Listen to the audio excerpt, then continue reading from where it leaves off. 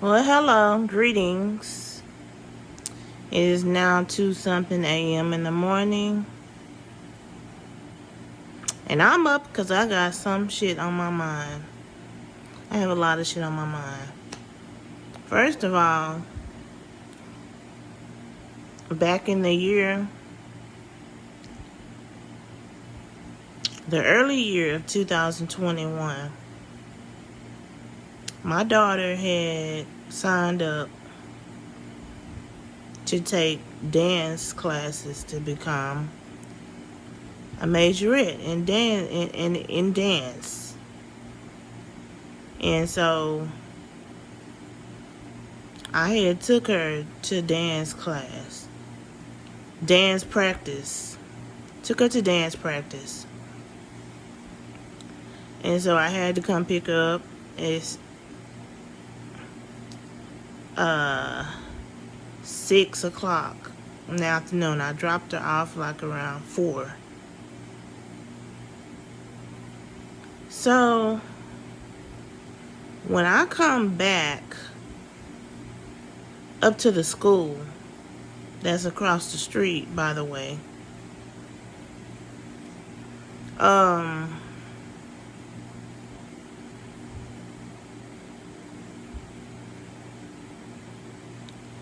this dude comes out of nowhere. He comes out of nowhere and he speaks to me, I speak to him. But I was trying to find where the front of the office was at the school so that I can go in the office and get my daughter out of dance practice. Me and him held a little bit of a conversation, but I don't understand why he felt so comfortable as to come up to me and like rubbing his pelvis up against me. I said, "Excuse me, I don't know you. Could you get back? I'm here to pick up my child from dance practice." I'm like, "Do you have a niece or a daughter that goes to this school?" He's like, "Yeah, I'm waiting on my niece to get out of cheerleading practice." I'm like, "Okay, well, you do you. I'm gonna do me." I'm like, "Don't come up on me like that no more." And just because I was walking to the back of the school, I don't understand why he felt like it was okay for him to like. He tried to hug on me. I'm like, "Sir, I asked you not to touch me."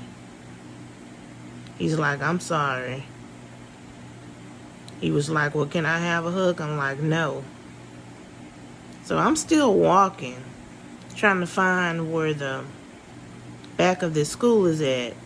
This dude grabs me and slams me to the ground. And I jerk away, and I'm trying to get up. I kick him, and I see while he's trying to struggle and get off the ground, his penis is already out of his pants.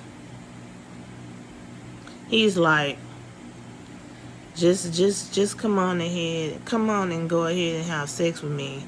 I just got out of prison and I ain't had none in a while. Please. I'm like, "Dude, I don't know you.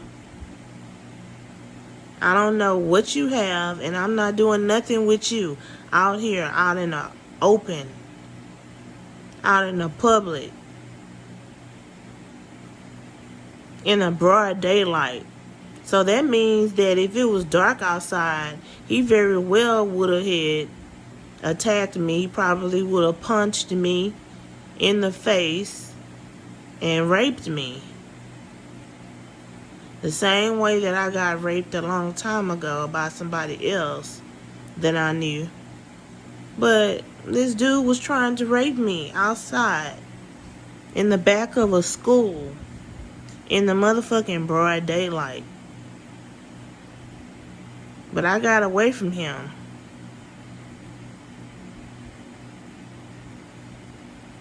I made sure I picked my cell phone off the ground and my house keys, and I ran. Because he was on some bullshit. Like, how you gonna sit up there and be all up on me like that? You don't know me from a can of paint. I don't know you from a can of paint. And then you trying to make me do something with you? Like, I still can't believe that happened to me. And maybe I should have called the police, but I just felt like, because of the fact that I've had a bunch of experiences with calling the police, and a lot of the times they were not on my side, I just felt like they would have said, well, you're fine. He didn't really touch you. You're not raped. He didn't ejaculate inside you, so what you call us for? You know, I really felt like the police was going to say that. So I didn't call the police. But I have not seen that guy since. And that guy lived in some apartments that was like right next to my daughter's school at the time.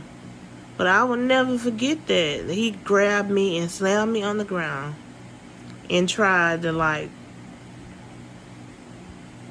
pull my pants down. Like I had fought him because, like, I don't know.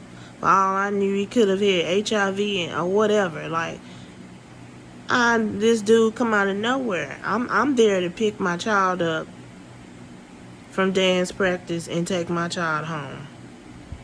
And because of him and what he did, I had to go back. I had to run back to my house that was across the street from the school. Call the school. Tell them that I was on my way back up there. I had to make up an excuse. And I was late picking my daughter up, but every other parent was late picking their kids up too, and they had cars. That's besides the point. The fact of the matter was that this dude really tried to rape me in the broad daylight. I didn't know him. Never seen him before ever. For all I know, he probably did. He just got out of jail, but I wouldn't know. I don't do shit like that. What I'm gonna do it with you outside in the broad daylight, out in the public, in the back of the school for? I'm not a crackhead. That was probably what he was. He was probably a crackhead.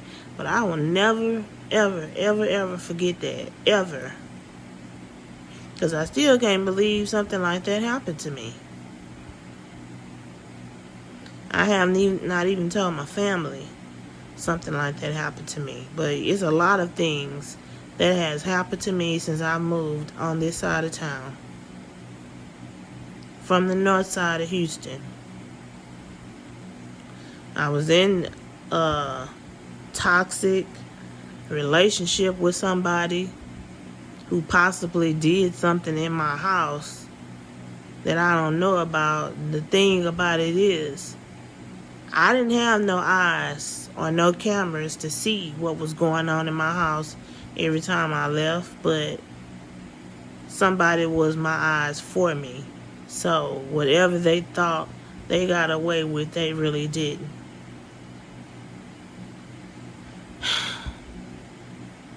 And God has removed that person out of my life. I will never ever be with him ever again.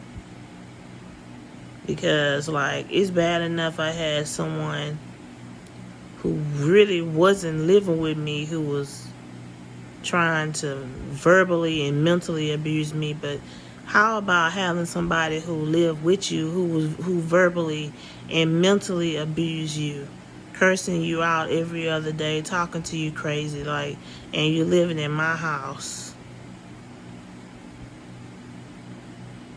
Was very lucky that I wasn't crazy enough to, like, put rat poison in your Kool-Aid or food.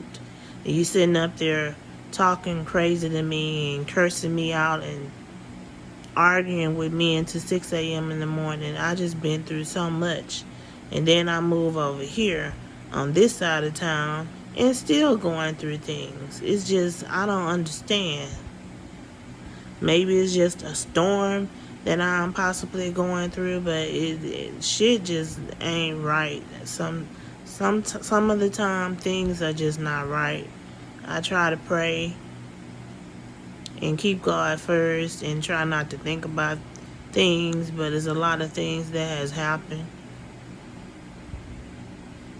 to me since I moved over here back in 2020. And I'm angry, like very angry inside and hurt. But anyway, I just had to give that story time. That is something that I never told nobody. It really did happen. And this guy came out of nowhere. I'm walking to the back of the school. He following me. I didn't know why he was following me. He tried to make it seem like he was trying to find his niece also to said his niece was in cheerleading practice. He just made up something like to try to follow me. Like, dude, no. And in the broad daylight.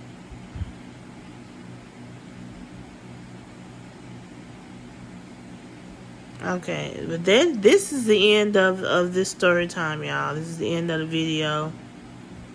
This is something that really did happen to me about 2 years ago, and I will never ever forget it. But until then, till the next video that I post, y'all stay blessed.